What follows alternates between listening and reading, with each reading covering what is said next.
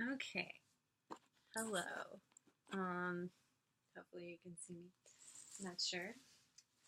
So right now I'm conducting an experiment inspired by John Bramblitt, a painter that I'm researching. He went blind from epilepsy about 12 years ago or something like that, over a decade ago. And so he has become a famous painter since that, like after he was blind, he developed these techniques, ways to represent light and shadow through the sense of touch and even through the sense of hearing. So he actually, one of his techniques I'm kind of trying out today, and I've already employed some of the techniques by, like, before I started this video. Let's see. I have to go really slow so I don't get paint all over myself. It's still a little bit wet.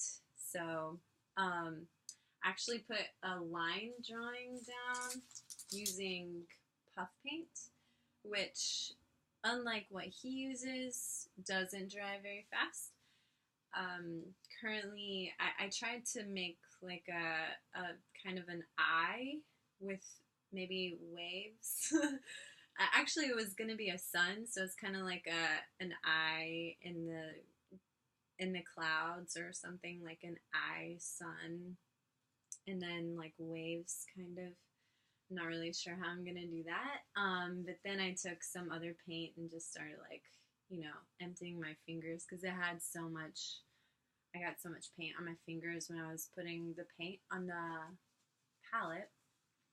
So I arranged my paint because I don't have oil colors, oil paints. Well, I do, but I don't want to deal with oil right now. So I used acrylic, and what I did was, before the experiment, I arranged the colors by light, from light to dark. So white, yellow, red, blue, and black are all in order. So I went around and I put the white first. Ooh, hopefully that didn't go on the floor. Using the palette knife, I'm like kind of mixing a little bit. So white, yellow, red, somewhere around here, blue and black. So what the technique that John Bramblitt employs is to use the puffy paint that has like raised lines to make an underdrawing so that he can follow it with his finger as he's painting. So it's kind of like a map. He has the image in his mind and where he wants to lay down color and which color where. And so what he does is he lays down the line drawing with the paint, lets it dry. He usually dries a lot faster than this.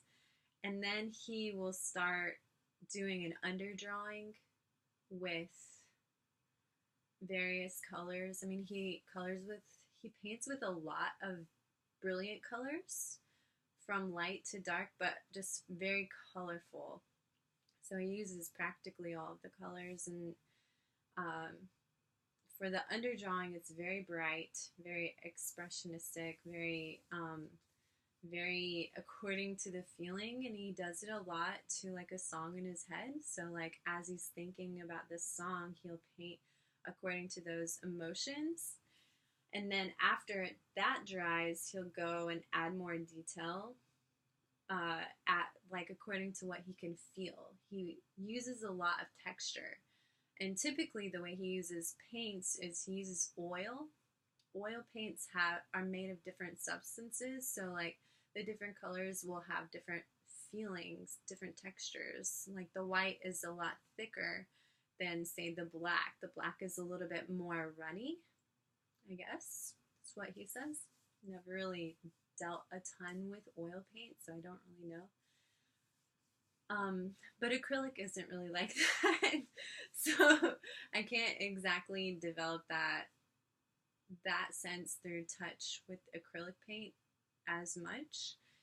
I'm sure if like I practiced this a lot, I could develop more of a sensitivity to the varying differences possibly in texture.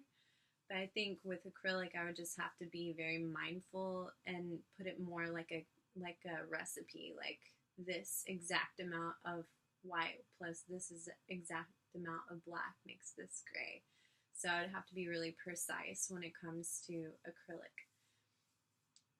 So I'm gonna let this paint dry while I'm gonna go ahead and watch more videos and start my research paper, and then I'm gonna go back in and fill in the lines, guide myself with my finger, like fill in the lines with color, and then I'll make another video to show my findings. Thank you for watching.